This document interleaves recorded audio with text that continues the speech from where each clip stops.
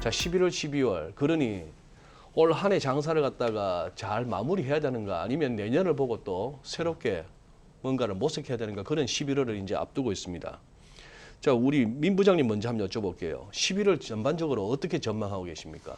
미국 증시는 다우 S&P는 사상 최고가 그래요. 신고가를 기록을 했는데 그렇습니다. 우리나라는 뭐 9월달 하락한 이후에 한 절반 정도 회복, 뭐 다 회복도 못한 상황에서 디커플링 되고 있는데 이 부분이 11월 달에도 저는 좀 뭐 여러 가지 변수들에 따라서 이어질 수 있겠다. 실적 모멘텀이 일단 중요한데 우선 이제 S&P 500 기업들의 실적 모멘텀을 한번 보시면 8월 달에 이제 아주 성장이 가파르게 나왔다가 주간 단위입니다. 주간 단위로 이제 성장이 조금 정체되다가 9월 달부터 이제 마이너스로 돌아서기도 했습니다. 근데 지금 4주 연속 앞으로 12개월 후에 미국 기업들의 이익은 좋아질 거다라는 기대치가 나오고 있는 상황입니다.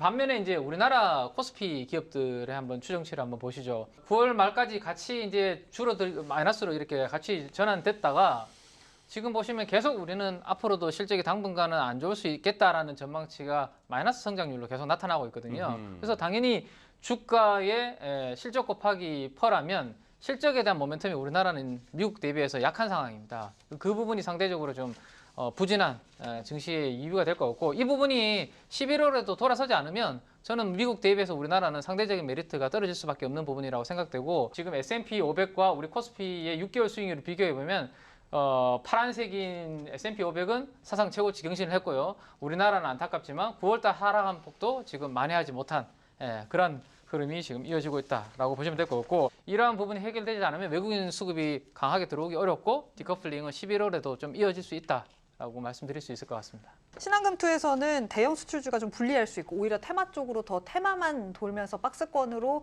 유지가 될 것이다라고 했고 유진투자증권에서는 뭐 유가가 안정되든가 중국 경기가 좀 나아져야 우리 시장도 좀 볼 수 있지 않을까라면서 역시나 박스권에 대한 이야기를 내놨습니다. 하이투자증권에서는 위드 코로나 정책을 봐야 한다라고 했고요. 한투에서도 코스피가 횡보를 지속할 것이다. 그나마 어닝 서프라이즈 업종만 좀 볼만할 것이다라면서 뭐 대부분 다 박스권에 대한 이야기를 내놨습니다. 왜 이렇게 약해졌지? 증권사들. 그러면 또 기회인가? 다들 안 된다고 할 때. 요즘 박스 제일 보기 싫어. 11월에는 변수가 좀 몇 가지가 있습니다. 일단은요. 근데 첫 네. 번째 변수는 FOMC 회의가 있잖아요. 네. 테이퍼링에 대한 변수인데 계속 올 여름부터 계속 신호를 줬잖아요. 네. 테이퍼링 언제 할 거고 어느 정도 규모 할 거고 어느 기간 동안 할 거다에 대한 신호를 계속 한 번에 세게 맞을 거를 약하게 여러 번 지금 주고 있습니다. 오히려 이제는 안 하는 게 더 리스크가 될 거라고 봅니다. 안 하게 되면 그러면 언제 할 건데 라는 또 물음이 붙을 거고 네. 그러면 또 주식시장이 가장 싫어하는 게 불확실성이잖아요. 그럼 그런 부분들이 또 변동성을 또 하게 될 거고 그러면 또 대응도 쉽지 않겠죠. 뭐 안 좋은 표현을 하면 박스권이고요. 좋은 말로 표현하면 종목 장세. 이걸 종목 장세. 지금 말씀하신 이 테이퍼링은 딱 그 비유가 적절할 것 같아요. 2013년 그때는 그 당시 벤 버냉키 연준 의장이 생각지도 않았던 테이퍼링이라는 단어를 처음 들고 나온 거예요. 그렇죠. 그러니 그거죠. 우리 황 팀장님 그냥 멍 때리고 있는데 옆에 지나가다가 어이 반가워 하면서 탁 때리면 이거 잘못하면 뇌진탕이 와요. 그런데 이거 있잖아. 왜 너가 아버지 뭐 하시노 하면서 이래갖고 할 때는 이거 체중 실어서 때려도 우리가 견딜 수 있다고. 겪어봤거든. 그쵸. 테이퍼링은. 이제 안 하면 이상하다. 그죠. 근데 민 부장님 테이퍼링 말고 인플레이션 문제는 괜찮을까요? 우리가 이제 인플레이션을 긍정적이라기보다는 최근에 이제 부정적으로 해석하시는 분들이 많은데 저는 기본적으로 뭐꼭 그렇지는 않다고 생각이 됩니다. 아하. 네네, 인플레이션이 기업들한테는 긍정적일 수도 있다라는 생각이 있거든요. 물가가 오를 때 제일 중요한 거는 기업들이 소비자한테 물가가 올라간, 즉 원재료비가 상승한 부분에 대해서 가격에 전가를 할 수 있느냐 없느냐 이 부분이 상당히 중요하거든요. 그렇죠. 예. 그리고 그 다음에 중요한 것은 소비자 입장에서, 우리 같은 소비자 입장에서 물건 가격이 올라갔을 때 너무 비싸서 이거 사 먹어야 되나? 이런 가격 저항을 느끼는 거. 이게 이제 중요한 소비에 영향을 미치는 거거든요. 그래서 최근에 이제 10월 26일 날 미국의 이제 컨퍼런스 보드에서 발표된 소비자 신뢰 지수를 보면 좀 하락을 하다가 돌아서는 모습이 나타나고 있습니다. 예상치보다 잘 나왔거든요. 네. 이 지표는 소비 지출을 예상하는 지표입니다. 이번에 이것으로 봤을 때 원재료 가격이 올라가서 물건 가격이 좀 올라가더라도 소비가 위축되지 않고 있구나라는 것을 이번에 이 지표에서 이제 확인할 수가 있고요. 급여가 임금이 미국에서는 그만큼 올라가고 있습니다. 자 라면 가격이 1,000원에서 5,000원 됐을 때 에이 1,000원에서 1,500이겠지. 1,500 할까요? 1,000원에서 5,000원 가면 죽었다 깨도 안 먹어. 극단적인 예를 한번 말씀드리려고 그러니까. 했는데 저 알겠습니다. 그러면 1,000원에서 1,500원 됐을 때 음. 혹시나 그 정도로 나도 내 월급이 만약에 인상이 되면 충분히 내가 커버할 수 있잖아요. 그래서 올라간 부분. 미국은 지금 약간 그런 상황이고 주가가 조금 전에 보셨던 것처럼 사상 최고치를 기록을 하고 있습니다. 그러면 우리가 웰스 이펙트 이야기 많이 하죠. 왠지 내가 주가가 올라가면 부자가 된 느낌, 부동산 올라가면 소고기 사 먹고 싶은 느낌, 뭐 이런 것들 그런 부분들이 이제 전반적으로 이제 작용이 되고 있다라고 보시면 될 것 같습니다. 그래서 이 부분들이 인플레이션이 충분히 지금 기업들 실적에 긍정적으로 좀 반영이 되고 있고 소비자들의 위축도 주머니도 전혀 위축이 되지 않고 있다라는 부분은 인플레이션을 그렇게 걱정할 필요가 없다라는 것을 말씀드릴 수 있습니다. 오히려 민 부장님은 인플레이션을 그렇게 겁낼 분위기는 아니다 현재는. 황 팀장님 보시기에는 또 인플레이션 뭐 테이퍼링 말고 또 11월에 우리가 체크해야 될 만한 네. 이슈. 11월 중순 넘어가면 이제 한국 시장 특유의 이제 대주주 이슈와 관련된 대주주 양도세 이슈가 좀 있잖아요. 그 이슈가 그 영향을 미치는 게 11월 중순 정도거든요. 제 경험적으로. 네. 뭐 리포트 나온 거 보면 큰 영향은 없다라고는 하는데 주식이라는 게 기본적으로 올라가려면 큰 손들이 주식을 뭉텅이 사줘야지 올라갑니다. 특히 중소형주 위주일수록. 네. 근데 일단은 11월 중순에 가게 되면 일단은 큰 손들이 주식을 팔지는 않더라도 최소한 사기에는 두렵다라는 거죠. 예를 들어서 연초에 5억어치를 주식을 샀는데 그게 연말이 돼서 15억이 됐습니다. 뭐 그런 주식 지금 많이 있잖아요. 네. 근데 그러면 사실 대주주분들 입장에서는 제일 싫어하는 게 세금이다 보니까 일부 주식을 줄였겠죠. 줄이겠죠. 그렇다 보니까 또는 10억 언저리 됐다라고 하면 최소한 사진 않을 겁니다. 그렇죠. 예, 10억이 넘어가는 것 때문에. 그렇기 때문에 뭐 종목별로 이렇게 테마를 형성하면서 종목장은 계속 되겠지만 뭔가 시세를 강력하게 쫙 뿜어내는 그런 느낌은 점차 약화되지 않을까 생각됩니다. 그래서 11월 달 이제 중순 넘어가면 저도 조금씩은 이제 줄이자라는 의견을 사실 많이 드리거든요. 근데 그러면 이제 앞으로 한 2, 3주 정도 남았습니다. 그때까지는 열심히 해야죠. 아, 우리 방송에서도 사실 지난번에 한번 주제로 다룬 네. 적이 있을 정도로 그래요. 이제 웬만한 분들은 아마 이거에 대해서 다 노출된 전 재료가 아닌가라는 생각이 듭니다. 그래서 의외로 충격이 예상보다 적을 수 있다라는 생각이고 과거에 2016년부터 2020년도의 그림을 한번 보시면 T-0이라고 되어 있는 노란색 오른쪽 끝부분을 보시면 T-0이 그 대주주 가세 이제 기준일이죠. 기준일이고. 갑자기 그래프가 아래로 팍 내려오는 부분 있죠. 즉 12월 중순부터는 개인 투자들의 매도가 많이 나오긴 했습니다. 우리 팀장님 말씀처럼. 그 다음 그림을 보시면 반대로 개인들의 매도가 많이 나왔을 때 외국인들이 그 물량을 다 받는 모습이 나왔습니다. 그만큼 충격을 완화해 준 거죠. 근데 외국인뿐만 아니라 연기금도 개인 투자들의 물량을 다 받아내는 그런 모습입니다. 그래서 다음 그림을 한번 보시면 의외로 우리가 우려했던 것보다는 10월 달에는 평균 수익률이 안 좋았는데요. 5년 동안 11월, 12월이 우리가 걱정했던 것보다 그렇게 나쁘진 않았던 이유가 저렇게 개인들이 파는 물량을 외국인과 연기금이 다 받아줬기 때문에 대신에 그 받은 물량을 오히려 연초에는 다시 걔네들은 팔고요. 외국인들은 팔고 그 물량을 우리 개인 투자는 다시 사서 이제 시작을 하는 거죠. 자, 그러면은 11월장 한번 뭐 말은 조심스럽게 하셨습니다만 그렇게 막 화끈하게 기대할 만한 건 아닌 것 같다는 느낌은 듭니다만 그래도 한번 찾아봐야죠.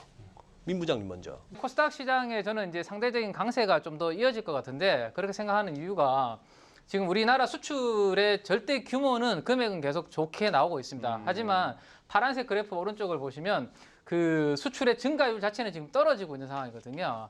저 수출 증가율이 떨어질 때는 상대적으로 코스닥이 강세를 보이고요. 저 수출 증가율이 오른쪽 우상향을 그릴 때는 코스피가 상대적으로 좋습니다. 그럼 지금은 증가율 자체가 떨어지고 있기 때문에 코스피보다는 코스닥이 상대적인 강세를 보일 가능성이 높다. 코스닥 쪽을 먼저 보신다. 황 팀장님은? 네, 맞습니다. 일단은 코스피, 코스닥 중에 선택하라면 저는 언제든지 코스닥을 선택하긴 할 건데 아, 그래요? 내년에는 조금 더 코스닥이 더 좋다라는 생각을 좀 많이 하고 있습니다. 네. 코스피 매출액하고 영업이익률 추이를 보면 사실 올해는 극적으로 좀 사실 좀 많이 올라왔어요. 작년 대비해서 사실 기저효과도 좀 부분이 좀 있었고, 근데 내년에는 사실 코스피가 이런 부분에서 조금은 사실 그 성장률이라고 하죠. 네. 네, 지금 그래프 보면 곡선이 이제 성장률이 다무지 떨어지잖아요. 절대적인 수치는 올라가지만 돈은 벌죠. 근데 아하. 성장률 자체는 떨어지다 보니까 이 부분이 사실 주가에서는 우리가 뭔가 반짝 뭔가 급격하게 좋아질 때 주가가 올라가는 거잖아요. 근데 내년부터는 약간 그 추세가 조금 꺾이는 구간이라서 상대적으로 성장률이 더 크게 나오는 코스피보다는 코스닥 쪽에서 매매를 해야 될 것 같고, 또 하나는 반대로 뭐 코스피 안에서도 코스피의 전체 성장률보다는 또 압도적으로 성장률이 나오는 섹터에서는 또 기회는 충분히 있을 거다. 그게 반대로 생각해 보면 올해 너무 안 좋아서 내년에 기저효과를 볼 수 있는 섹터가 되겠죠. 그런 쪽에서는 분명히 또 기회는 있을 거라고 봅니다. 그게 대표적으로 뭐 조선이나 그다음에 자동차 이런 쪽이 되겠죠. 황 팀장님 말씀하신 김에 종목 조금 구체적으로 한번 좀 언급해 주시죠. 네, 코스닥도 좋긴 한데 코스피에서 저는 일단 좀 큰 쪽에서 좀 골라봤는데 내년에 EPS 추정치 변동이 나온 게 계속 네. 좀 유독 눈에 띄는 숫자를 보여주는 게 조선입니다. 네, 조선인데 네. 최근에 분명히 작년부터 사실 수주는 계속적으로 조선 업종에서 계속 나오고 있었잖아요. 요즘도 계속 네, 계속 소식은 나오고 들려요. 있고. 네. 그런데 주가가 별 반등은 사실 별로 없었습니다. 이게 심리적인 요인이 더 큰 것 같아요. 왜냐하면 이 수주는 나오긴 하는데 이거 진짜야? 라는 물음이 붙어 있는 거죠. 이거 진짜 돈이 되는 수주야? 이게 좀 붙어 있는 것 같습니다. 올해 대형 3사 수주 보면 이미 올해 계획을 했던 연간 목표량 다 달성을 했습니다. 그리고 특히 이제 그 중에서 현대 미포조선 같은 경우에는 대형 3사보다 더 추가적인 수주도 많이 했고요. 그 다음에 고부가 같이 선박인 LPG 선박 수주를 꽤 많이 했습니다. 원래 2014년도에 18척이 최고인데 벌써 올해 8월까지 17척 했으니까 이런 부분들이 조금 주가에는 내년에 긍정적인 영향이 있지 않을까 싶어서 네. 현대 미포조선 한번 말씀드려봤습니다. 아깝다. 일주일 전만 저거 네. 우리가 이거 언급했어도 네. 정말 주식 발굴단 볼만하다 했을 텐데. 미리 알았더라면. 아니, 제가 이번 주 월요일부터 계속 준비하고 팡팡팡 있었는데 뛰었어. 민 부장님 종목으로 좀 들어가서 마무리합시다 일부를. 네네네. 네. 코스닥에서 11월 달에 IPO 되는 종목들이 있는데 네. 그중에서 저는 3개 종목 정도를 주목을 좀 하고 있습니다. 왜냐하면 그 3개 종목이 시장에서 어떠한 평가와 어떤 주가 흐름에 따라서 같은 피어 그룹 있잖아요. 같은 동종 업계 종목들도 영향을 줄 수 있거든요. 그래서 첫 번째로 이제 엔캠이라는 회사가 상장이 됩니다. 최근에 우리가 이제 LFP 배터리로 확산한다라고 해서 우리 삼원계 배터리 기업들 많이 힘들어 하잖아요. 근데 이 삼원계가 LFP로 바뀌더라도 안 변하는 것들은 전해액입니다. 양극재만 사실 변화가 약간 있을 뿐 전해액이라든지 동박이라든지 음극재 이쪽은 관계가 없거든요. 그래서 엔캠이라는 회사는 전해액을 만드는 회사입니다. 그래서 지금 뭐 글로벌 탑 1 목표를 지금 뭐 발표를 하고 하셨는데 엔캠이라는 회사가 만약에 상당히 시장에서 평가를 높게 받으면 우리 국내 2차전지 소재에 지금 약간 눌려 있는데 이 전해액 관련주들은 오히려 모멘텀으로 또 반대로 또다시. 작용할 수 있거든요. 왜냐하면 뭐 LFP로 가더라도 전해액은 들어가야 되니까. 근데 지금 덩달아서 심리가 지금 꺾여 있기 때문에 아하. 그래서 우리 동화기업 그리고 솔브레인 홀딩스 이런 기업들이 이제 전액 같이 하고 있는 기업들이라서 NKM이 상장될 때 모멘텀을 잘 한번 보실 필요가 있을 것 같고 DOU라는 회사가 있습니다. 요즘 핫한 섹터죠. 네, 핫하죠. 그래서 이 커뮤니티 플랫폼이죠. 그래서 DOU가 상장이 되면 또 그때 또 다른 또 우리 하이브라든지 또 YG 뭐 이런 또 엔터주들한테도 또 어떤 모멘텀이 작용을 할 수 있을 것 같고 디어 유비는 당신에게 뭐 이런 거 아니야? 네, 그러니까 아티스트가 당신과 소통할 수 있는 플랫폼이다. 뭐 이런 뜻이라고 야, 하더라고요. 그 친구도 그러면 공연 끝나고 나서 막 그 팬들하고 서로 소통한다는 그 얘기구나. 네네네. 네.